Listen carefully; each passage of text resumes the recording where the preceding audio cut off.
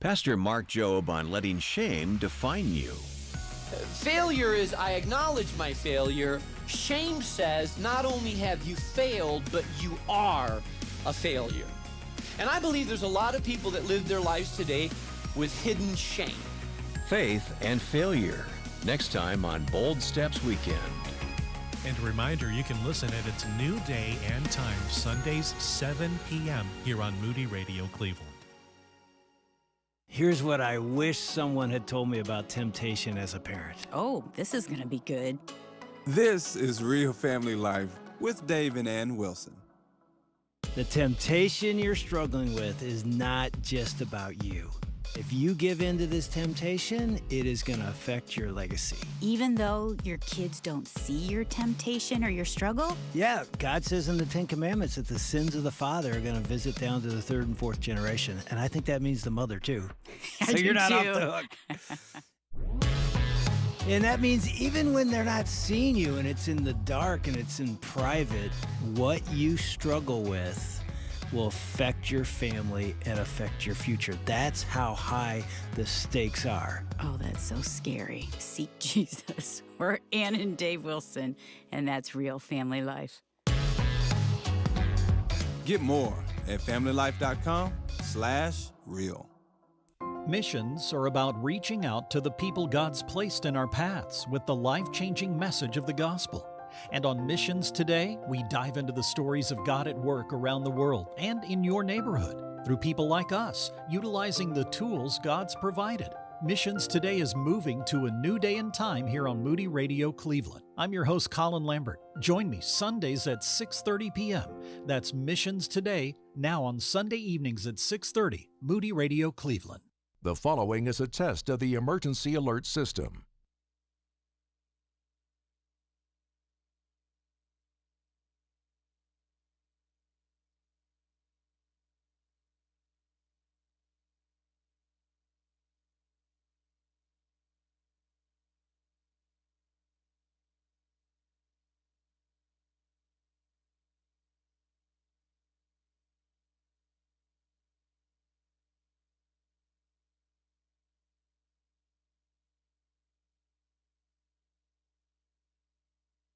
This has been a test of the emergency alert system, providing timely emergency warnings. This station serves Northeast Ohio and Northwestern Pennsylvania areas. This concludes this test of the emergency alert system, helping you take the next step in your walk with Christ. And home of Mornings with Brian. This is Moody Radio Cleveland, WCRF Cleveland, WVMS Sandusky, WVML Millersburg, WVMN Newcastle, WVME Meadville, WVMU Ashtabula, and everywhere with the Moody Radio app or at moodyradio.org/Cleveland. A former Marine will spend the next 9 years in prison for firebombing a California Planned Parenthood clinic. It's 6 o'clock. I'm Ron Eastwood, Moody Radio News. Chance Brannon, along with 2 other men, admitted to planning attacks on abortion clinics. The first attack happened in March 2022 while Brannon was still an active duty Marine. The DOJ says Brannon was apparently motivated by neo-Nazi ideology. Police are investigating after a student allegedly brought a fake gun to a middle school in Lorain. The incident happened on Monday when the student brought the fake gun to Southview Middle School. Later in the day, the Lorain Police Department visited the home of the student and took the gun as evidence. The North Olmsted Board of Education is announcing the district's new superintendent. During a meeting Monday night, Chris Caleres was appointed as interim superintendent until August 1st, at which time he will become superintendent. Sports and weather straight ahead.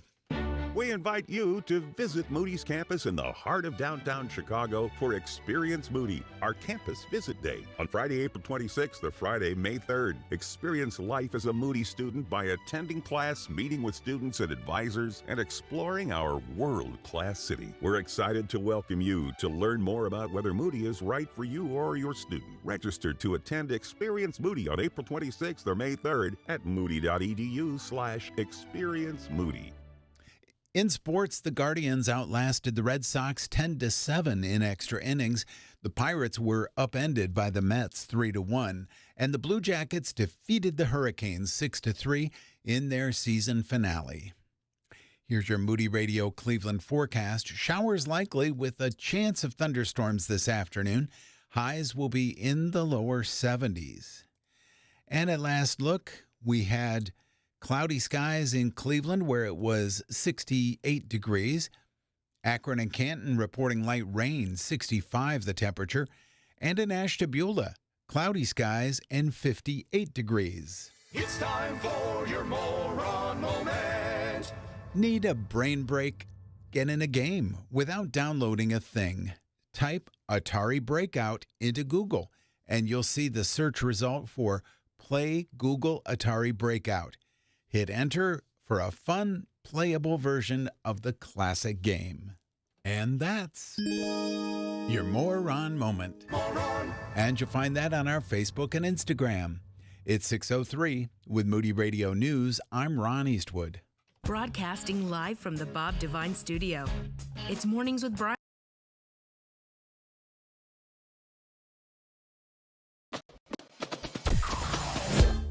Mornings with Brian.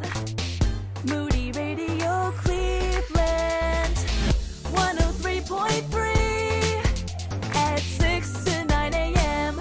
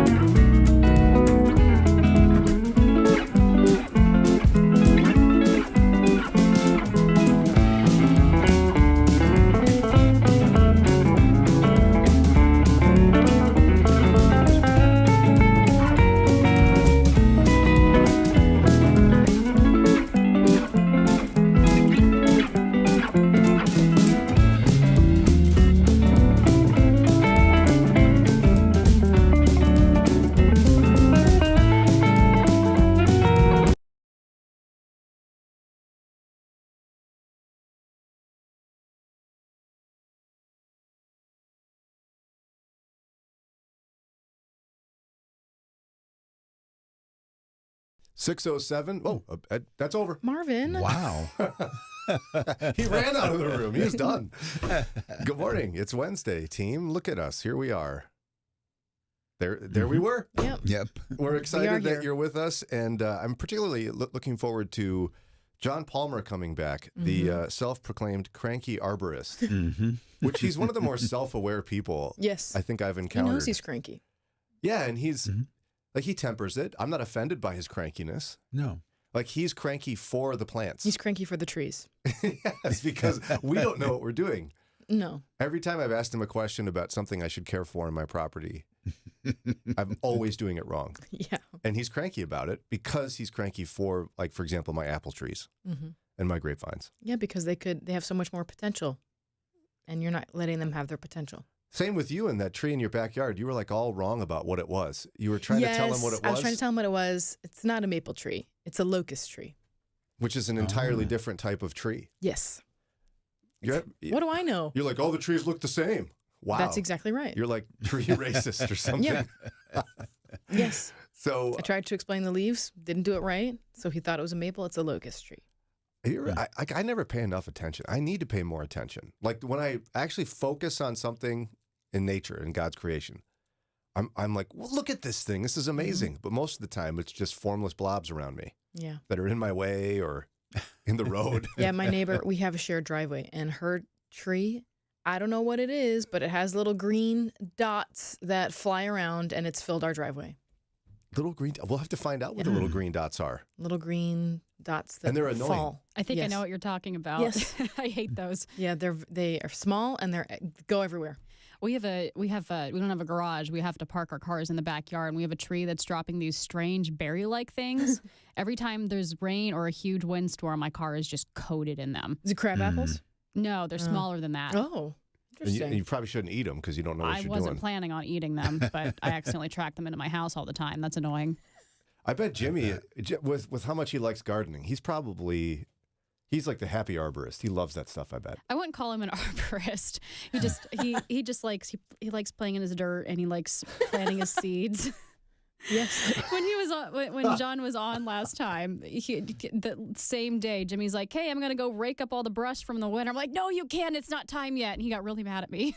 Leave the ground pollinators be. Yes. I did. I had a whole area where I didn't do the leaves, and I've left it there. Yep. And I felt like I'm really doing some good for the Yeah, world. we haven't touched it either. I won't let Eddie pull out anything yet. Don't you feel Just good leave it about alone. that? Yeah, I'm like, leave them there. I'm thinking leave to the myself, ground pollinators. go get them, bees. Yes, and exactly. what else is pollinating? Like butterflies, maybe? Butterflies, yeah. Go get them, butterfly. I saw a butterfly the other day on my property. I was like, you're welcome. Yeah, we have a lot of bees right now. So. Trey doesn't like the bees, though. Oh, bless him. Can't say I No, blame he him. does not. Yesterday we were outside, and we're all fine. The garage is open. He's in the garage because he wants to be carried outside. He's very scared of the bugs right now. We have to like Carry bribe me, him to mother. go outside. Wow. And Strange kid. I know. Like, we had bubbles and everything. He was too scared. Oh, wow. He would. Yes. Even with bubbles. Yeah. Most kids cannot resist the bubble. Wow. I'm sitting in a chair in the grass. He's in the garage, and he just lets out this guttural scream. And I look over, and he just like starts sobbing. Apparently, a bee flew by him. So new core memory unlocked right there. Yes. Has it he happened been twice stung yesterday. No, he's never been stung. So where did this come from? I literally looked at him. I was like, "Are you okay? Did it hurt you?" No. Like, all right then, you're okay. Have you taught him the difference in the bees? Like, if it's a wasp, Yes. I don't blame him. But like a honeybee or a bumblebee, Yes. like, don't bother them, and they won't bother Yeah, you. the big slow ones, they're big dummies. They're fine. Don't worry about those guys. So we just told him to go like shoo bugs and like wave his hand, and now he's fine. He's fine. Well, wait, he'll get stung, and then it will be all over, you know? I had my son Matthias, my fourth, he got hit by a wasp, you know, and they just like, they're like stabbing you with their stinger. Yeah, they're scary. And so he's got this whole compulsion now, this problem that it's not my fault. It's the wasp's fault. Yeah. They all have their different ones. We had one time where we had just gotten our big dog, Louie. This is, bee adjacent. It's about a dog. Sophia started getting dragged by Louie because she was like very tiny. She's still petite, and he was big and a puppy, and he started running. She just didn't let go. And he dragged her over a retaining wall. You know? And we were like, why didn't you let go? And so it's not her favorite to walk the dogs. Yeah, to do those kind of things. Those things affect kids. They do. Yeah, he screamed like very loud twice because a bee flew past. And see, my favorite bees are the big, like you said, the big ones. The bumblebees. Yeah, they're chubby. They're cute. Yes, they're huge. They can barely fly. Yeah. They're like, They're oh really boy, I'm slow. so heavy. I want to go over this flower. Yeah. They're kind of annoying. Like I saw one and I was like, dude, what are you doing over here? I'm working. Get out of the way. Yeah, they're huge. We're dealing with carpenter bees right now. Those ones are massive, and they're What are eating they our doing? They eat our fence. Mm-hmm. Why don't they make honey? Yeah, I have mason bees. Mason bee. What are they doing? They go into your bricks. Oh no. I know. Don't they know what they're supposed to be doing? That is Pollinating what they're supposed and to be doing, creating apparently. honey. No. Apparently, only the bumblebees and the honeybees actually do us any good. The other ones just hurt our stuff. Well, go out and get that. I was telling you about it yesterday. You go to like Home Depot or someplace like that, and you buy the can of bee and wasp stuff. Yeah, Eddie has some of that And stuff. you could stand about Oh, yeah. 2 miles away from those animals. Yes, that's exactly right. And it'll be the straightest shot. Yep. I feel like I'm winning something when I do that. Yeah. The can doesn't last long, but boy, it's fun when it does. Yeah, you got something way up in that tree, you can get it. Yep. Coat it with this stuff. Yep. Now, someone's going to write about how Saving the bad bees. we are. We're not going after the honeybees, okay? We're going to go after the I ones don't want that the are hurting bees inside children. my house. And if you're really upset about it, here's what you're going to do. Email ron.eastwood@moody.edu. He will solve ron.eastwood your bee problems. at moody.edu. Honestly, if you do have a swarm of honeybees in particular, call a beekeeper.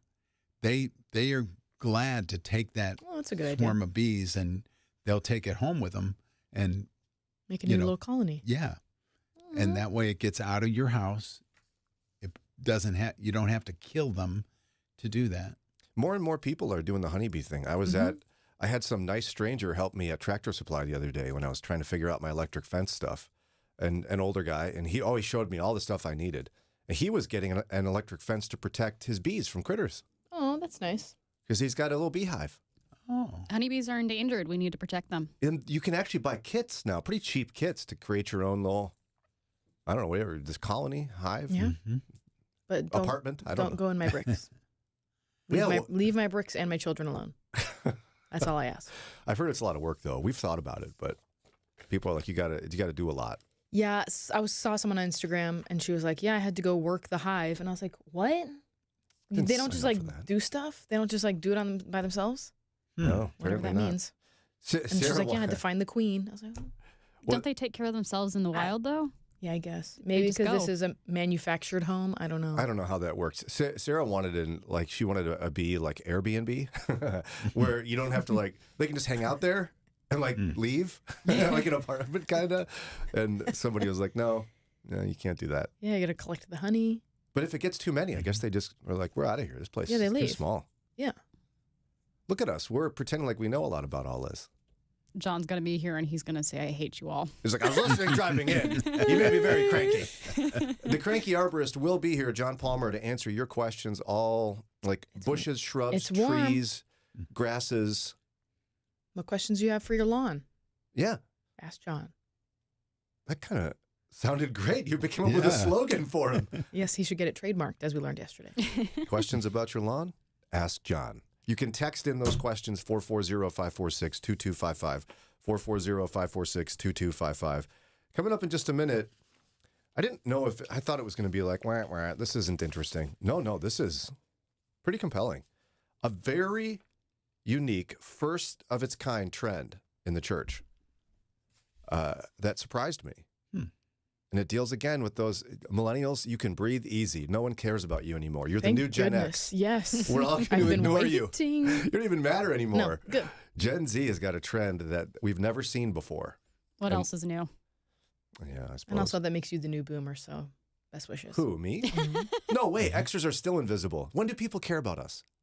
And I'm barely one, by the way. Basically a millennial. I'm very young. Yeah. Very young. You started. I mean, it used to just be people did things, and then it started Gen X, this next generation. You got to watch them. They're lazy. They stay in their parents' basement. They're selfish. They want their MTV. Yeah. So So, Ron, what it sounds like is we're just saying the same thing about every generation that's up and coming. Basically. Because that's what they said about millennials, and that's what people are saying about Gen Z. It's almost like young people need to learn how to be adults.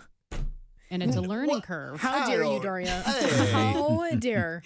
Well, that's one of the funnier parts of the Rock and Roll Hall of Fame when you go is it's a little convicting because there's a lot of Christians out there that thought that Elvis's hips were this, the Antichrist or something.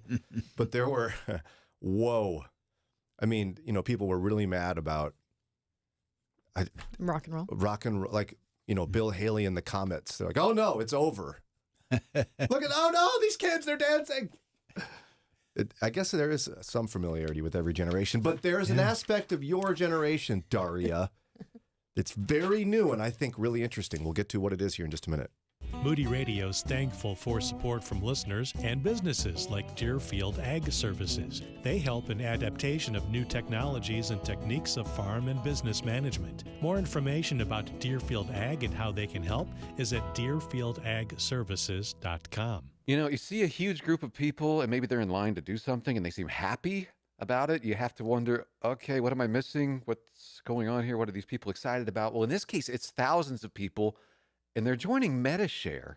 Why?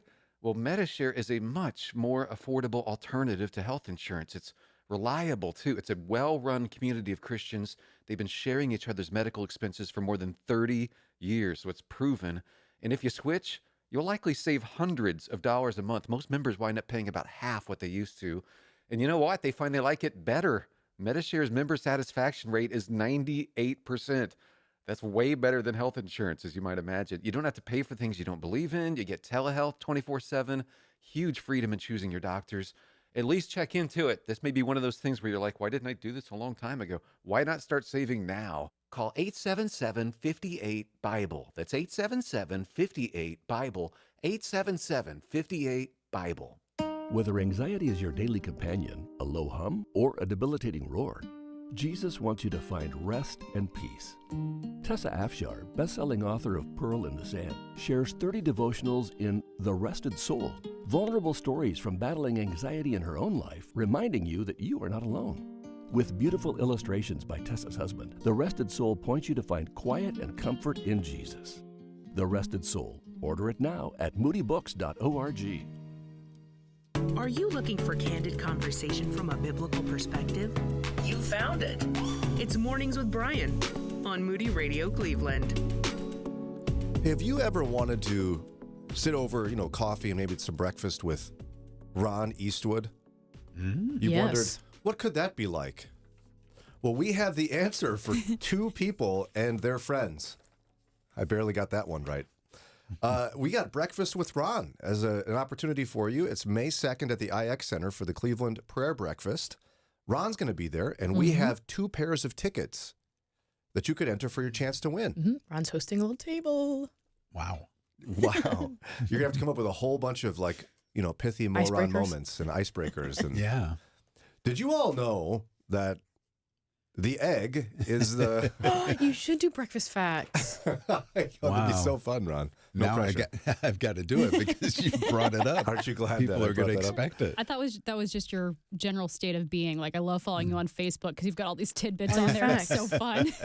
See, there you go. So you want to be one of the 4 people who get to hang out with Ron Eastwood for breakfast? All you have to do is text the word Ron. You don't text Ron because if you have his phone number, he doesn't need you to text him. Yeah, it's here, but it's on silent, so I wouldn't get it. Text the word Ron to 440-546-2255. Again, Ron, the word Ron to 440-546-2255 to enter for your chance to win. Recently, I spoke at the Live Inspired banquet in Medina, and I saw a lady at a distance, and I was sure I knew who this lady was. Oh, no. And I walked up, and I put my arm around her, and I'm Ron, like, Ron, hey, Ron. so good to see Ron. you. And she looks up, Ron. do I know you? And I just smiled and said, apparently not. That's a good recovery, though. Wow. Excellent. You went all in. Yes. You were like, Ron. I think I know her, therefore I shall put my arm around her. That was intense. You didn't just, I would just wave. Yeah. It wasn't a hug per se, but, someone's sitting at a table and you slide your arm around them. But it was enough. She looked a little surprised. Rightly so. What did we learn from this, Ron? What did we learn? Nothing. Did you text the friend that you thought it was and tell them what happened? No, I should do that. Oh my God. You would die, Lauren. I can tell by the look on your face. If I someone would did throw that up. to you. Oh, if they did it to me, that's funny. That's funny. But if you did it to If I someone did it, else. I would throw up. Interesting response. Like right there or just later? Yes, both. That's so great. Okay. Speaking of throwing, I can't. You get left me with nothing. Let's put our arm around Gen Z. There we that's go. Good. I did it. That's nice. Who took my bell? There it is. I did. There's a brand new survey out. The Survey Center on American Life released new research last week examining the views on religion in the U.S. based on responses collected from 5,459 American adults last year when they did it. So it's a big sample group. Yeah. American adults in general. Notice it's not just Christians, but it's adults in general. And it revealed a first-of-its-kind trend. Now, when you look at those who have left organized religion, people who have proclaimed they are no longer a religious person, across the board, with one exception, men are the majority. So, among baby boomers, 57% of those who left organized religion were men. In Gen X, 55% of those who left organized religion were men. Even the avocado toast eating millennials, 53% of those who left organized religion were men. Meanwhile, Gen Z showed up. This is crazy. Among those who left organized religion, 57% of Gen Z were women. Wow. That's a solid majority and a total opposite of all other generations measured in the survey. Women. Interesting. Isn't it? I was like, look at this. So also among Gen Z, it's the first generation in which a higher share of women who've left organized religion than men. It's also the youngest generation of American adults. What? This is so poorly written. That is a true fact. It is the youngest generation of American adults. Yes. Goodness sakes. It's also the first generation in which a larger percentage of women identify as religiously unaffiliated than their male counterparts. So it's not just that they've left. It's that those who identify as unaffiliated to religion, the largest percentage. That was hard, Christian Post, for you, is women. What's going on with you people? Wish I could tell you. Don't you love a you people comment? Yeah. It's one of my favorites. I could make a stab at it. Okay. From what I understand about Gen Z, they value authenticity and transparency and honesty. And unfortunately, in the church, we don't show those traits very often. We've got pastors who are caught having affairs all over the place. We've got pastors who are messing with little kids. We've got youth workers, and there's just a mess all around. And it's become public because the internet, social media and everything, it used to just be kind of hush-hush, and only the people within the church would know, that particular local church. But now it's blown up everywhere. And I can see if your value is, honesty and trustworthiness, and you hear about, Ravi Zacharias, here you got a guy who's everybody thinks is the best apologist ever. What a righteous, godly man. And he's anything but. Then, I can see why they say, why? Why should I hang my hat here? You guys are a bunch of hypocrites. Okay, so that's Ron's theory. What's our millennial theory? Lauren, do you have a theory? Why is it that Gen Z is the first generation where women are leaving the church or organized religion more than men?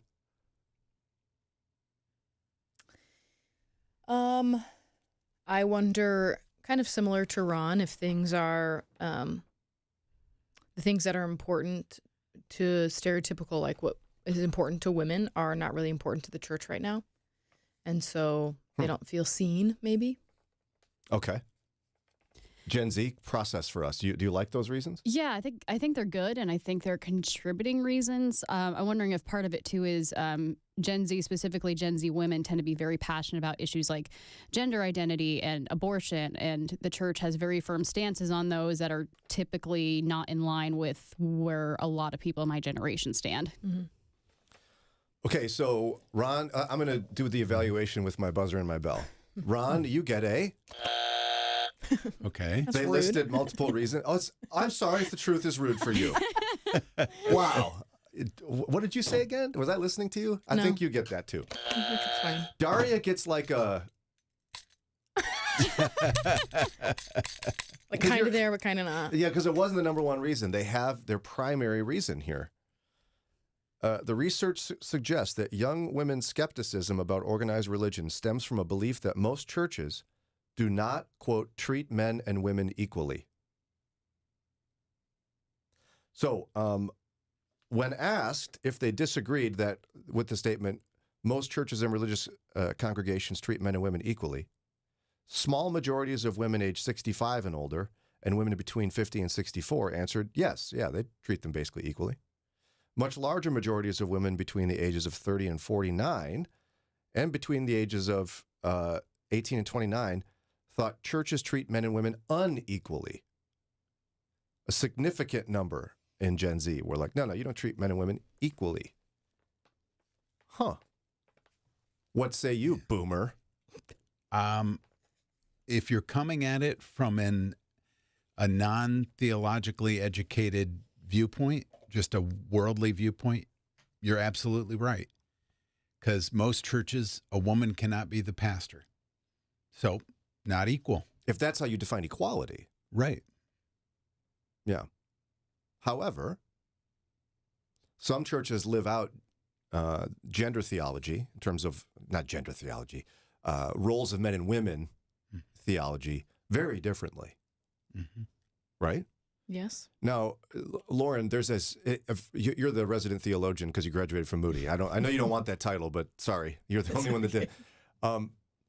There's basically two types of theology in this area. There's egalitarian and complementarian. Can you help us understand the difference between the two? Sure. So complementarian would be men and women complement each other in their roles. They have specific roles in the church. If you have to use the word, a hierarchy of sorts within the church and within households, and they complement each other. Their gifts and their abilities complement one another to create a whole picture of the church or a whole picture of the home and the family. Egalitarian would be men and women, despite their gifts and abilities, are equal in nature. They can have the same positions of authority and the same positions in the home, and they do everything equally together. Now, within those, it's a continuum. Yeah, that you can have complementarians who they'll have pastors, a children's pastor, and it can be a woman. She can be a female pastor, or like your youth pastor could be a woman, but your senior pastor has to be a man, and your elders have to be men. Those who are leading the church in a formal stance in that way are men. But you could have pastors that are women. Or there's people who no women at all get the title pastor. They would get a different title completely. Even if they really are functioning in the same way as a men's pastor, they're going to have a different title. And some people will go as far as men and women sit in different places. Mm-hmm. There's restrictions on what women can wear. Mm-hmm. Really, men don't have the same restrictions. Women have them. And that's in the family of complementarian. Yeah. Mm-hmm. Now, Moody Bible Institute falls more towards the center of complementarian. Am I correct? I believe Moody would say that women can be pastors. They cannot be a senior pastor or on like a board of elders. Which is why we have at like Founders Week and such, we have women who speak. Yes. Mm-hmm. Because we don't believe they're barred from preaching. It's just they can't have the role of pastor. That's right. They are under the leadership of their pastor. So if Nancy DeMoss Wolgemuth came to Founders Week to speak, we as Moody believe she's under the leadership of her pastor. She's coming to speak at our conference. And it's the same reason Eva Rydelnik teaches courses at Moody Bible Institute. Mm-hmm. And so all women at Moody are required to take, everyone at Moody, but obviously that includes women, are required to take a preaching course. Now, with that being the case, I have a hard time with the word equality, because even a complementarian would say men and women are equal, but they have different roles. Yes, complementarians would say men and women are created equal. Their personhood is equal. Their value is equal. Their value is equal. Their voice? Their voice is equal. They have different roles, and there's a different hierarchy. And so one role isn't better than another. It's just a different role. That's right. Yeah, and so this is the hard thing, I think. It's that nuance. Mm-hmm. Because on the surface, couldn't it look like Gen Z has a point? Mm-hmm. I think Gen Z would define equality a bit differently than some other generations. We can say, yes, men and women are treated equally, but for some Gen Z, I think they would say unless the outcomes are identical, then there's no equality. Right. Well, let's talk more about that. We're up against a break and pausing for prayer, but when we come back, we'll keep talking about this interesting phenomenon. Now, we'll get to the rest of Daria's part, where she was kind of right, where there's other reasons the survey suggests maybe that Gen Z is the first generation where women are leaving the church more than men. We'll continue examining these ideas here in just a moment. What do you do or not do on Sundays? I'm Nate Hunter, and this is Pause for Prayer. You might have grown up like me. My dad was a fundamentalist Baptist pastor, which meant no sports on Sundays. Organized sports were out of the question, and even backyard football or baseball was frowned upon with my 4 brothers and I. This now carries over to my adult years, feeling guilty if I use my riding lawnmower on Sunday. Let's pause for prayer. Dear Father in heaven, we need your wisdom to balance our lives. We know you rested after 6 days of creating the world we live in as an example for us. We also know the Jewish Pharisees and Sadducees took this day of rest to an extreme. They hassled Jesus in Mark 3 when he healed a man with a crippled hand. He asked the religious leaders, is it lawful on the Sabbath to do good or to do harm, to save life or to kill? And they were silent. He then said to the man, stretch out your hand. He stretched it out, and his hand was restored. Jesus, we are thankful that you modeled how we should live. You let us know that living by the letter of the law was not as important as living by the spirit of the law. You also modeled sacrifice when you gave up your life on the cross. Please help us to look for goodness and kindness and go out of our way to act in this manner. We may not be able to heal a crippled person, but we can give a cup of cold water in your name. We can also ride a lawnmower, caring for your creation, or shoot a basketball in your name. If our actions take place on Monday or Sunday, we pray you are honored in all we do. We pray this in the name of Jesus. Amen. India Partners works to stop human trafficking, and a partnership in that work is Moody Radio. When you help rescue a girl from the red light districts of Mumbai, India, you are standing up to injustice and living out Psalm 82. It says, defend the weak and the fatherless, uphold the cause of the poor and oppressed. Now keep that in mind as you hear what happened to Pallavi, who was trafficked and sold at 14 years old. She took me to a place, I don't know where, and there were a lot of men, and there is no way out. For 8 years, sometimes as often as 15 times a day, Pallavi was abused. Morning they used to come, afternoon they used to come, like a commodity. So let's go right back to Psalm 82. Defend the weak and the fatherless, uphold the cause of the poor and oppressed. Learn how you can be part of saving, maybe even changing, a young girl's life today. Go to indiapartners.org/Moody. That's indiapartners.org/Moody. Join the conversation by call or text at 440-546-2255. It's Mornings with Brian on Moody Radio Cleveland. 6:36. Don't forget to register for your chance to win Breakfast with Ron. He's got a table with 4 seats open at the Cleveland Leadership Prayer Breakfast at the IX Center on May 2nd. Ooh. And you could register for a chance to win one of 2 pairs of tickets. Text right now. Text the word Ron to 440-546-2255. Text Ron to 440-546-2255. We're chatting about an interesting phenomenon discovered and reported recently by the Christian Post, where Gen Z is the first generation in which women are leaving the church in greater numbers than men. Every other generation, it's men who leave in the greater numbers. If you want to be specific in terms of the research, it would suggest that Gen Z, 57% of women, compared to men, women and men, 57% of those who are leaving the church in Gen Z are women.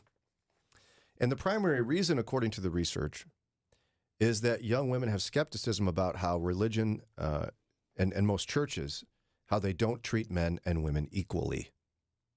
Now, we were talking before the break about the theological perspectives for churches on men and women. To what extent, Daria, do you see this, as our Gen Z person, as a fair critique from Gen Z? I do think it's fair. And as I was mentioning before the break, not that I disagree with the church's stance, but you do have to understand that Gen Z has a different definition of equal. Help us with that again. So if a man and a woman can, we can treat them equally, we can both hold them both in high esteem, and women can serve in one way and men can serve another. They don't like that because they think men and women should be able to do the exact same thing and potentially have the exact same outcomes. And yet, perhaps it's an education problem. Are we not clear enough about equality and various roles, or is that just too nuanced for someone to even grasp, Lauren? What do you think? Maybe it's an education problem. I also think that the church has taken it too far, and they try to take it farther than it's meant to go. What do you mean by that? In Scripture, we see that a woman is to submit to her husband and to submit to the leadership of the church. And a lot of times we see it as a woman needs to submit to every man that's ever existed. And that's not true. I'm sorry to laugh, but that's, that is attitude the right word? That's an attitude or disposition, for some. Yeah. Yeah, like you lady, get over there and submit and be quiet. No, the directive was for women to do that with their husbands, but then also to church. But men are supposed to submit to church leadership too. Right. Yeah. The response to that would be, well, actually, I'm under the leadership of my pastor. I answer to my pastor and his spiritual guidance over me. And I'm in a loving, healthy marriage where I submit to my husband. But we take it too far and we say that, women should just need to submit to everybody all the time, to every man that's ever existed. And that's not what Scripture is saying. And a lot of people, I think, are misinterpreting Ephesians 5. They grab one verse out of context and miss the most important passages. When you look at Ephesians 5, verse 21, it starts the section with, and further submit to one another out of reverence for Christ. Yeah. So we're to submit to one another. Yeah, and the difference is that you're in a loving relationship with this person. You're mutually dying to yourself every day to each other. You don't do that to some random person you see on the street. And by the way, for the record, the instructions for men are way longer than the instructions for women, for husbands versus wives. And I think the responsibility given to husbands is much more, it's not more difficult. It's just, if you're doing your job weighty as a husband, as in you are loving self-sacrificially, read Ephesians 5. That's hard to do. Like Christ loved the church and gave himself up for it. If you're doing that, it should be easy for a woman to submit to you. Yeah. And really, that submission is not a domineering one. It's a one where you are so in line with Christ that I want to follow you. That's it. Very good. Thank you. You should go to Moody or something. Oh, wait, you did.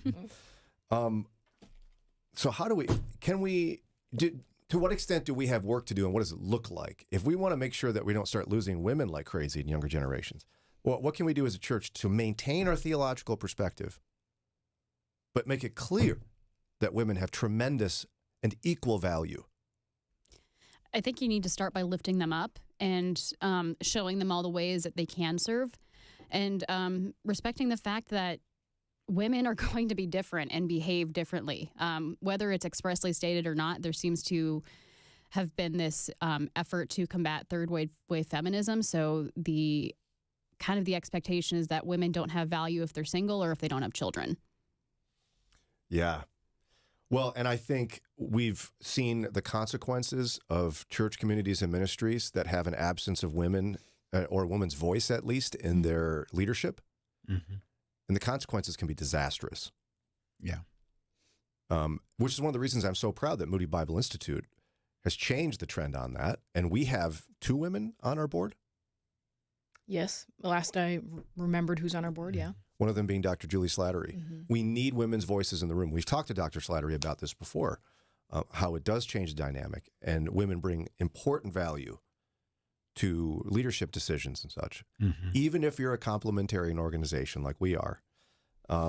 So we do have some work to do on that front. There's other reasons the research indicates in this study, and I want to throw these at you guys gently. I can't throw hard anyway. The research lists additional factors that might explain the reason why young women are rejecting organized religion. One explanation offered is that 61% of Gen Z women identify as feminist, far greater than women from previous generations. You mentioned this before. What do you think feminism is to Gen Z, where so many of them would identify as that? It's going to be different for every person that you talk to. So from just very mild to extremely radical. The way I view it is just women having the same opportunities as men, which, as we just discussed, it can be perceived that that is not the case in the church. Well, and I think also we've probably seen how many times in the public eye, whether it's a secular or Christian figure, men have abused women. Like in a disgusting, like you look at your Harvey Weinsteins and what that created in culture and began to expose. I don't know. I guess I'm not going to say neither here nor there whether it's good or bad that there's more feminists there, but I get it. When you have bad behavior of men called out and seen as so despicable in many corners of society and the church, what else do you expect from young people? Women to be like, hey, stop that. We have value. And they do. And there are completely different and valid ways of expressing your womanhood. Yeah. And I don't know if we do even a great job of proclaiming how much Jesus radically valued and loved women. I don't know if we do a good enough job at that. Yeah, it's because we don't really take the time to understand what life was like in Bible times. Yeah. And like, for example, to me, when I read the story of the woman at the well, when you look at it, there's a lot of things you can pull from that. But the disciples, when they came back, made one comment, one observation. What are you doing talking to a woman? Yeah. They didn't even care she was a Samaritan, which should have been the bigger problem, generally speaking. But Jesus broke down those barriers. The first people to witness the resurrected Lord, women. And guess what? They weren't believed when they would have told everybody. Yeah. I don't know if we do a good enough job at that. In the line of Christ, we see the names of women, which was not normative in that time. Right. That trace history through a woman. And a number of women. There's other reasons here, and we'll get to these here in just a minute. I want to look at these as well. There's other reasons that women may be leaving the church more quickly than men among younger generations. We'll see what we think of these here in just a moment. Moody Radio is thankful for listeners and support from businesses like Duma Meats and Farm Market. Duma Meats and Farm Market supporting Moody Radio in Cleveland and surrounding areas. More information about Duma Meats and Farm Market is at dumameats.com. Ever wondered if there's a way for Christians to meet their healthcare costs affordably and efficiently? A biblical lifestyle alternative to traditional healthcare options? The answer is Christian Healthcare Ministries. They've enabled believers to live out their faith while embracing a voluntary health cost ministry for over 40 years. It all starts with a visit to chministries.org/Moody to see how CHM meets values and healthcare costs. Get more information and have your questions answered at chministries.org/Moody.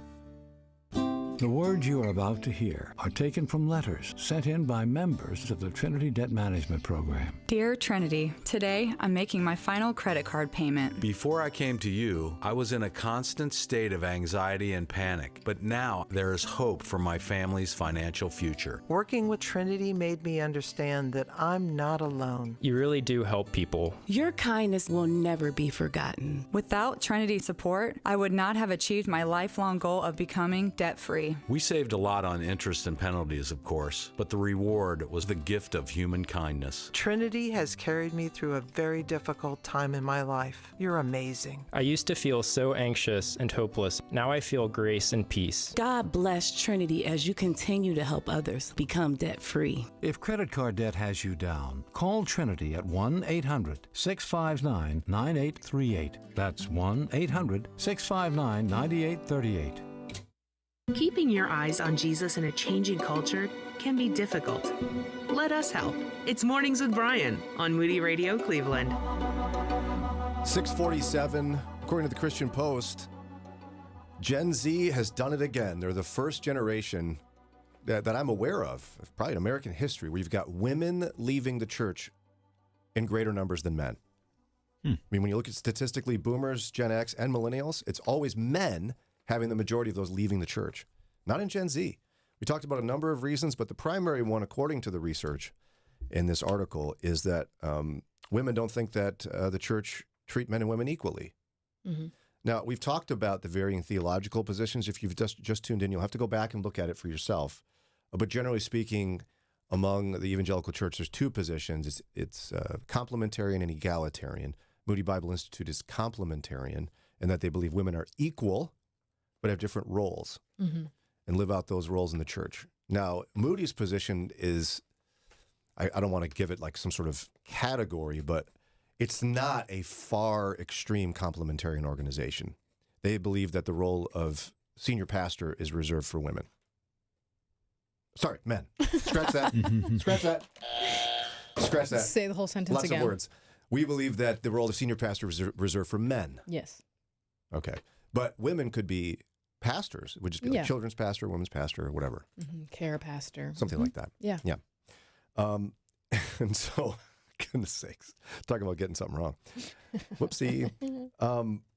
Before we get to the final reasons why this research is indicating this is the case for Gen Z, or maybe the case, I'm curious to know from you ladies, because you're both very strong women, you're leaders, you're confident.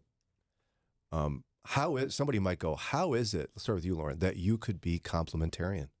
How could you possibly think women can be equal and have different roles? How could that be? Well, even on the days it's hard and the days that it goes against what my flesh would like and what my flesh would prefer, to me, that's clearly what Scripture states and what Scripture requires of us. And so, yeah, it's hard sometimes. And it's hard to, especially when you're dealing with a church or a leader or someone who is abusing it and using it incorrectly. It's hard to choose to follow that path of complementarianism. It feels easier to be egalitarian. But to me, that's what Scripture says. And so that's what I have to follow. Thanks for your honesty on that. I like that. That's one of my tattoos on my arm says captive conscience. It's the quote from Luther where he says, whether I like it or not, my conscience is captive to the word of God. Our preferences and our feelings can't be the barometer. Yeah, I like that. Sometimes you don't like it, but it's the way God said it. So there you go. Mm-hmm. And lived out the way Scripture says, it's not, it doesn't feel unfair. Yeah. Right? And I think also you can even look biologically. That if something goes wrong in my family, my husband has to answer to God. I like how you put that. Daria, what about you? Somebody might go, what is wrong with that, Daria? She's a complementarian. That's messed up. I actually used to be egalitarian.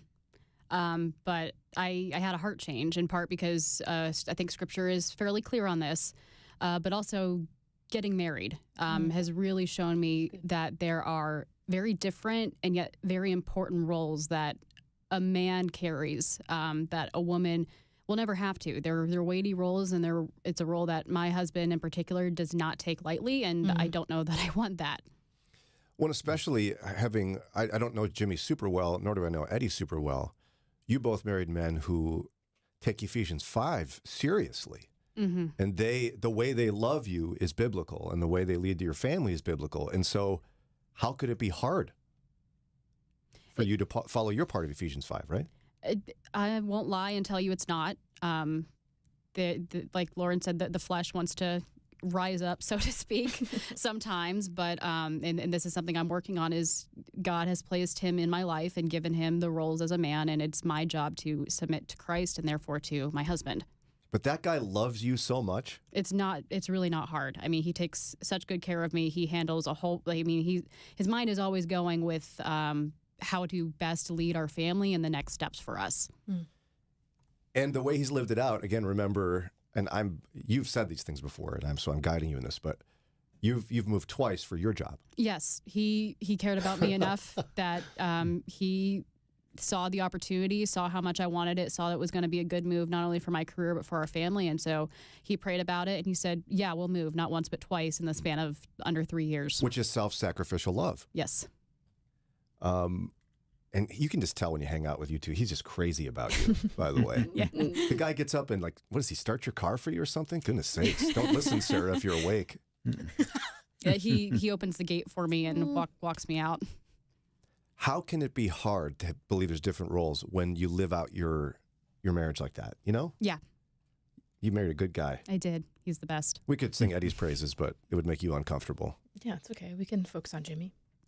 Eddie's pretty awesome, too. He is. Eddie's pretty awesome. Now, let's get to the final reason. I'm curious to know what you all think of this. Again, if you're just tuning in, why would it be that Gen Z is the first generation in which more women are leaving the church than men? Another finding this article indicates, citing statistics from the Public Religion Research Institute, identified churches' supposed, quote, negative treatment of gay and lesbian people, as well as why young people are abandoning organized religion. The report also pointed to research included in the 2022 survey, finding 54% of young women believe that abortion should be available without any restriction, as another possible contributing factor to the decline of religiosity among Gen Z. So the treatment of gay and lesbian people, LGBTQ+, and abortion stances. Thoughts, ladies? Yeah, that was one of my main thoughts when this first came up. That's why I gave you this.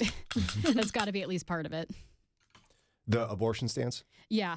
Young women are very pro gay rights, and they're very, very pro abortion. And the church has some very hard stances on it that often are contradictory to what a lot of young women believe. And there's not a whole lot we can do about the abortion one, necessarily. Right? But I think if we love radically and love well on valuing women and valuing life, it can be, an easier pill to swallow, maybe? I don't know. I don't even think the issue is necessarily our stance. I think it's the way our stance is perceived by the behavior that we have historically been known for. Explain. So a lot of people genuinely believe that the church hates gay people, which is not true. We believe that God has ordained marriage for men and women. That does not mean we hate gay people, though. And so there is this reputation that precedes us that we hate them and we're trying to... Some extreme views of anti-Christians think that we're actively trying to kill them and wipe them out from existence. So we need to, I think, be a little bit more forthcoming with, no, like we love them and we want them in our congregations. There are just certain things that we believe. Yeah, and I think even, is it fair to say the majority of Christians in America, Christian churches in America, could do better in loving the gay community well? No doubt. Yeah. Yes. There's Westboro Baptist Church, would go around with signs saying God hates fags and stuff like that. First of all, to call them a slur like that is shame on you. That's reprehensible. But then to say that God hates them, please go back to your Bible, start reading, and find me where that is. He does not hate anyone. He does not approve of their lifestyle. He calls that a sin if they act on the temptations. Yes. Yeah. I was going to say urges, and I didn't want to say it quite like that, but God loves everyone and wants them to come to a saving knowledge of him. And so that should be our focus, not marching around with a sign like that. Shame. Well, and is it a fair observation to say that as society changes dramatically, there's many believers who are responding by getting mad about it. Mm-hmm. That's fair. Now, is that going to help our cause with Gen Z? No. Why not? Because being angry and stomping your feet about stuff just turns people off more to you. Yeah, it's not a come here because I love you. Yeah, no one likes being around angry people. And so we have to find a way to follow what God expects of us and be very clear about the scriptures. But love people so radically as Jesus called us to, and so self-sacrificially that people can't help but be compelled by us. Mm-hmm. But what we're doing instead is we're standing by our theology and wagging our finger at people and getting really mad at them. And I think one factor, like when I was going through school, I think even through college, that whole time, I only knew one person who was outward confessing to be gay. He was out of the closet, and that was my freshman year, and then he moved somewhere else. So after that, I didn't. So it was really unique. It was someone else, where as time has gone on, millennials and now Gen Z grow up knowing a lot of LGBTQ people. And so you're talking about their friends now, not just somebody, a theoretical person in another town. Right. Yeah. And, this is where I think we have to get so much better at living out nuance, because we have to be solid in our theology and the inerrancy of the scriptures and what the Lord expects of us when it comes to human sexuality. But we have to be equally as convicted about the fact that we ought to be people who exude love, joy, peace, patience, kindness, goodness, gentleness, and self-control. Yes.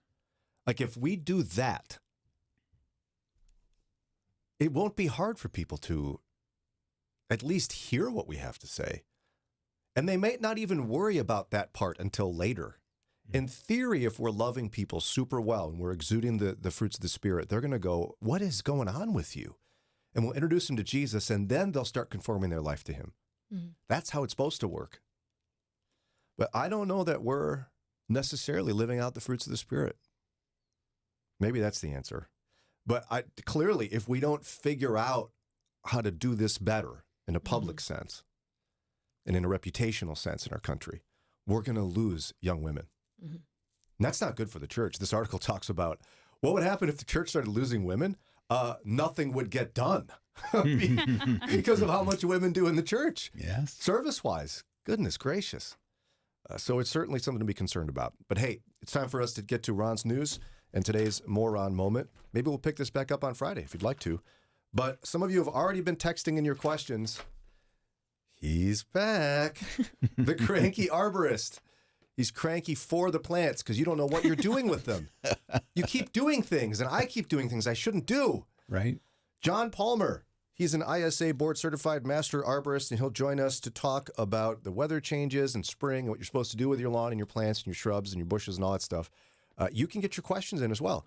440-546-2255. Mornings with Brian on Moody Radio Cleveland, WCRF Cleveland, WVMS Sandusky, WVML Millersburg, WVMN Newcastle, WVME Meadville, WVMU Ashtabula, and everywhere with the Moody Radio app or at moodyradio.org/Cleveland.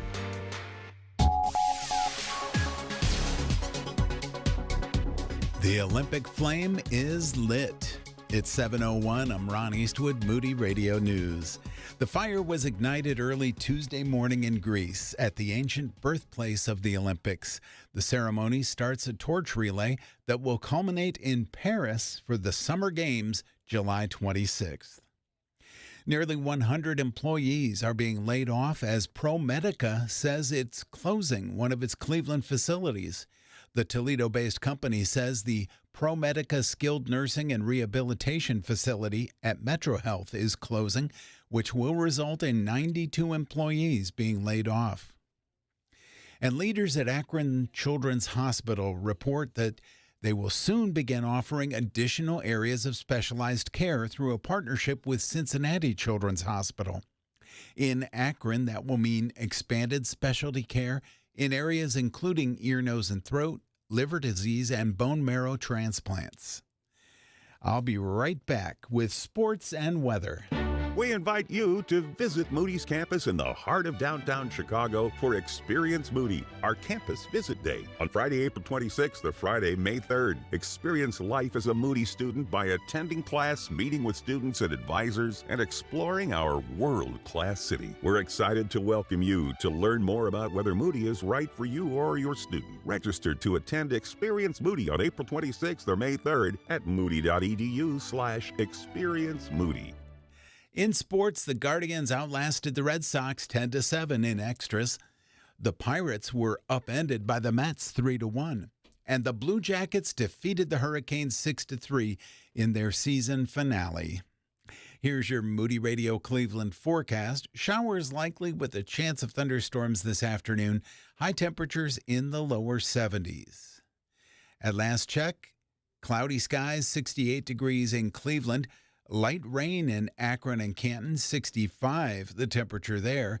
And in Worcester, it is mostly cloudy and 66 degrees. It's time for your moron moment. Need a brain break? Get in a quick game without downloading a thing. Type Atari Breakout into Google, and you'll see the search result for Play Google Atari Breakout.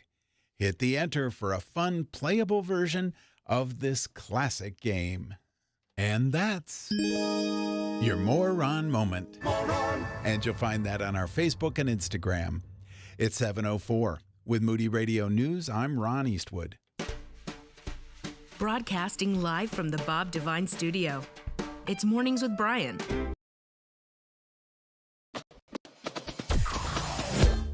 Mornings with Brian. Moody Radio Cleveland. 103.3 at 6 to 9 a.m.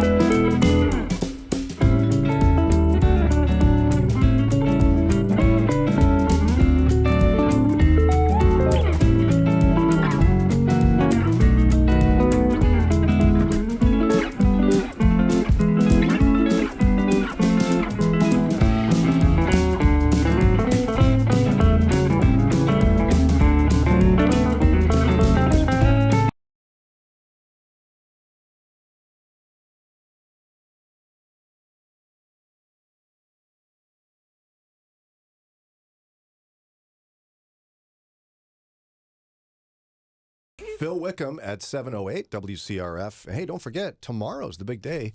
We're going to have a dessert reception with one Pastor Josh Moody from God-Centered Life. Tomorrow night, Bedford Church of the Nazarene. So they'll be recepting. They'll be deserting. Yes. Yeah. They'll be commiserating. I don't think so. No, there's not. We decided we wouldn't be doing word. that. We would not be conspiring either. No. We're going to be mingling. Yeah, that's a good one. And there'll be a little devotional thought from him. We're going to ask him some questions. I'm not totally sure what yet. We're still working on that. Yeah, I asked you that yesterday, and you just were like, I don't know. Better figure it out now. You got like 24 hours. It comes to me in a drive or in a shower. That's just where that happens, and it hasn't I'm happened giving yet. you your space. I'm not rushing you. Yeah, leave me alone, Lauren. Back off. You brought it up. Oh, that's right, I did. If you want to join us, it's not too late. Just text the word Moody to 440-546-2255. Text Moody to 440-546-2255. You know who else is here besides Dr. Josh Moody? Everyone's favorite cranky arborist, John Palmer. Welcome back, John. Well, I don't know. Can you be cranky and a favorite as well? Yes, I don't absolutely. know. Yes, two truths. Just like Garfield. Oh yes. That's okay. All right. I'll have to think about that one. Do you like lasagna? I do. I make a fantastic lasagna. As a matter I love lasagna. Coincidence? Do you have a relative named Opie? No, I don't. My OD. I don't know. Yeah, I think it was Odie. Odie or Normal, perhaps. Yes. My daughter had a Garfield game as well as actually had a Garfield blanket. So she was my oldest is a big Garfield. We've unlocked the mystery. Here it is. John Palmer is an ISA board-certified master arborist, and he and I are both convinced that whatever you're going to do to your shrubs, your grass, your trees, your plants, probably wrong. It's wrong. And he's here to tell you not only why it's wrong, but what you should do differently. Well, that's nice and cheery over your morning coffee. It's true, though. We have fun with that because you are cranky for the plants. You're not mad at us. Cranky but helpful. You're protecting the plants because we're doing it wrong. In theory, and I have a couple of theories. One of them is I'm not a big fan of sincerity. And people are like, what? Well, not that I'm a fan of insincerity. The problem is it's possible to be sincerely wrong. And your trees don't care if you're sincerely wrong. That's right. If you do something incorrect, and again, I have no problem with homeowners, property owners just doing the best that they can. I have no problem. Where I start to get exceptionally cranky is people that take money to do things wrong. It's like, listen, would you want your doctor not to have a real understanding of the human body? Would you like your electrician to really not understand the fundamentals of electricity? So why would you have a plant person who really knows nothing about plants? They know how to operate machinery. Cool, you can teach anybody that. But if you don't understand the basics of biology and horticulture and arboriculture and all those things, hydrology, pedology, the study of soils, podiatry. Wait, you've taken a step too far. No, a that's bridge too far there. Yeah, it felt like it would fit. Now, in your, if I'm being honest, you said as long as people are doing their best. Most of us are not doing our best. We go, look it's a tree. I should cut that branch off now because it's bothering me. And that's not my best, is it, John? Well, it might be because you have no time. I've got an internet in my pocket. That's true. You do have that. But the internet is basically an echo chamber for dumb ideas. So once it gets out there, it's the old adage about a lie gets halfway around the world before the truth has a chance to put its pants on, which actually is not Mark Twain. It's not Will Rogers. It's not Winston Churchill. It goes back to John Palmer. Jonathan Swift in the 1600s, actually. Oh. But anyway, a lie gets out there, it gets amplified and magnified. All you have to do is just do search for like mature tree taproot, and you'll actually see all the pictures you'll see of that are people's fabrications. It's artwork. Like, yeah, but it's not reality. So it's those. So I am doing my best. I feel better. Yes, you're still killing your trees, but you feel better about it. It's like I say, I'm a nerd. I have no social life. All I do is read books and read research studies and things like that. My daughter leaves me alone, and my oldest daughter never contacts me because they know I'm just reading a book or falling asleep reading a book or reading something on the internet because my goal is education. Education to me is the most important thing because if we, it was an old political line back from the 80s. It's like, not that our friends are wrong. It's just that they know so many things that just aren't so. That was Ronald Reagan, by the way. That's pretty good. Somebody texted to say, he's the Lorax. Yes, and I'm okay, except for the fact that that's been overplayed now for about 400 years. So okay, it's good. But I don't speak for the trees. The trees are already speaking. I'm just kind of an interpreter. That Lorax, what did he know? Nothing. He's a little furball guy. But it's Dr. Seuss, so everybody's got to love Dr. Don't keep your water on when you're brushing your teeth. That's what the Lorax says. He said that? Yeah, wastewater. Do you say that? No, where does the water go? It just changes form. Okay, I live by 6 quadrillion gallons of water in the Great Lakes. So if you live in Arizona, yeah, maybe you could do a little better with that. But we recycle water. It gets recycled. Take so that Lorax. Yeah. What do you I'm gonna think keep the water on. I'm just. Why did that guy travel so far to find you? What do you know? Nothing. Plant a tree in your backyard. That's what he also says. Backyard, front yard, yes. Do it yourself. Yeah, do it yourself. I was nervous. Don't wait on your city to do it, because the city has a 4-foot wide space in front of your house. What kind of a tree are you going to plant there? A tiny one. Mm-hmm. You have more land. So people, if you want to reforest, I'm in the circles where we hear about reforestation and such. In fact, the federal government is giving billions of dollars for reforestation effort. Well, basically, they're taking money from you and then they're giving it back, some of it back to people to reforest. And but private property owners have 10 times or 100 times the amount of space that municipalities do. So if we wait on municipalities to do it, as sincere as they might be, we're missing an opportunity because we have more space than they do. So rather than plant, when you plant a tree, it's not a tree. I don't know if you knew that. It's a baby tree. It's a shrub on a stick. It's a shrub on a stick. I didn't expect that. It's not actually a tree, because it's going to take about 10 years to give you tree-like benefits. So we plant small trees and we get small results. We get big trees, we actually have big results. We planted a tree. Good for you. And I don't care if it's small or big, but just know we need to plant big trees. Now, I think last time, though, you said I planted it wrong, though. Well, there are standards. But I still planted surprised. one. I found that little tree thing on a stick, shrub on a stick, and I put it in the ground. Mm-hmm. It made flowers. It's very tiny. It's a magnolia tree. They can be very nice, but again, if you ask someone, how do you plant a tree?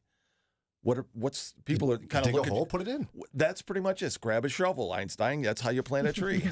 But that's not the case. There are actually standards. There are actually national standards about how to plant a tree. I don't have many standards, clearly. And that's probably an issue between you and God. All right, we got to take a quick break at 7:16. John Palmer is here, ISA board-certified master arborist and the self-proclaimed Cranky Arborist. Mm-hmm. In just a minute, we're going to start answering your questions. You got questions about your trees, your shrubs, your lawns, your shrub on a stick, your vines, your weeds? Sure. I owned a landscaping company for 20 years, so I got lots of experience nose to nose with nature. Call or text right now, 440-546-2255. If you're 65 or older, you know this. Seeing your healthcare costs go up and up is frustrating. And maybe you were just notified that your Medicare costs are increasing again, or you're just tired of the massive deductibles. Well, here's some good news. There's a program that can really help with this. It's MediShare 65 Plus. It's an affordable, reliable alternative. You can choose any Medicare provider. You get telehealth access anytime you need it. And MediShare 65 Plus is a low-cost option for those with Medicare Parts A and B, and it fills in the gaps where Medicare stops. MediShare is a Christian healthcare community that aligns with your faith. People actually pray for you, they encourage you, and it's proven too. It's been going strong for over 30 years now. So call now. You can get one low monthly price for up to 10 years. You're not stuck with increasing costs. You can do something about this today. Call MediShare 65 Plus. Find out how much you can save. Call 833-59-SHARE. That's 833-59-SHARE. 833-59-SHARE. Moody Radio is thankful for King and Country. But look around you. Your family, your faith, they're not in the way. They are the way. From the creators of Jesus Revolution comes the true story. It's going to be dangerous and scary, and giving up, it's not an option. The story of one family's journey from down under to center stage. Unsung Hero, a For King and Country film starring Candace Cameron Bure and Terry O'Quinn. Rated PG. Parental guidance suggested. In theaters April 26th. More information available at unsunghero.movie. Join the conversation by call or text at 440-546-2255. It's Mornings with Brian on Moody Radio Cleveland. 7:18, one of our favorite guys is here, John Palmer, He's an ISA board certified master arborist, ready to answer your questions about getting your place ready for the spring. We would like you to be proud of us. So I'm already telling you how you're supposed to feel. So I'd like you to feel that. Okay. All of us have made sure to leave the ground cover on the ground for the pollinators. In fact, Daria ran outside and yelled at her husband. I did. What happened again? He got mad at me, but he left it. Yeah, she ran outside. Don't do that. It's a helpful thing. I mean, if it's on the lawn and you have big piles and you don't want to kill your you're supposed to be proud of us here. What? Well, I am. I'm moving on from that point. I don't want to. Okay, I don't want to focus on that. Just pride it's got some edges that we have to worry about a little bit, but that's great, especially in flower beds and such. On the lawn, I'm a little okay with that, but yeah. So can I get rid of it yet? Yeah, once you get temperatures that are more or less over and above 50 degrees for a good portion of the time, and again, that could be if we have a cold, long cold winter, that might not be until the end of April, or it could be the beginning of March, depending on the seasons. This year we had a really mild winter primarily because of El Nino, and so it's warmer, so you could probably start a little earlier because the soil temperature will warm up. So yeah, the longer you can wait, the better it is for the ground nesting pollinators. So I irritated my husband for nothing. No, but most people like irritating their spouses, at least just a little bit. It makes for interesting conversation around the breakfast table. So Jimmy can clean up that stuff now. Oh, he did a couple weeks ago. Got tired of looking at it. Was that naughty? Not really. If we can do a little bit more, a little bit better, I'm fine with that. Again, just because I'm cranky doesn't mean that I have to make everybody else cranky with me. Now, Lauren had a question about those little green roundy things. Yes, my neighbor, we have a shared driveway, and she has a very large tree, and it rains little green dots. Little green and it's really driving her circles. Crazy. Which time of year? Now? Yes, now. What's I'm trying to think what's flying green dots. The flying green dot tree. They're circles. They're like this big, and they're green with a little yellow, almost like a lime green. Maximus. Well, most of the things that flowers early in the year are maples. Maybe it's so. Maybe it's dropping little bits of the flower. I thought you were talking about like sweet gum, which drop the little spiky balls. Sometimes those will be dropping. Welcome to nature. People love nature. People love nature until nature starts behaving like nature. So she should just get over it. I wasn't going to do anything about it. Would you get over it? I literally was just wondering what it was. Get a I don't care. Well, again, especially early season trees. Trees, have flowers. They pollinate, so they'll drop flowers. They'll drop portions of, flowers as they bloom. But again, early in the season, it's primarily maples, at least of the native trees. The problem is there are so many people that are planting so many non-native things. So to actually keep track of all the new species that are coming from everywhere, it's almost impossible. And then the hybrids and the cultivars, good gravy. It's so hard to keep track of. Cultivars drive me nuts too. Mm-hmm. Now, my friend Foster is a naturalist with the Metro Parks. Very nice. And so I got that going for me. You have no excuse though not to do right by your plants and trees. I got a lot of excuses, but that's just another story for another day. Now they do a native plant sale every year, but some people don't realize it's like I think milkweed is something people want a lot of for butterflies. Well, for monarch butterflies specifically. But is it really a weed? No, it's not. Some people don't like it because it's really tall, but it gets a flower on it. The flower actually has a fragrance. You're tall. We like you. Well, I don't have a flower though, so but yeah, people call it a weed, but a weed is basically any plant that's in the wrong place. So an oak tree can be a weed if it's destroying the foundation of your house.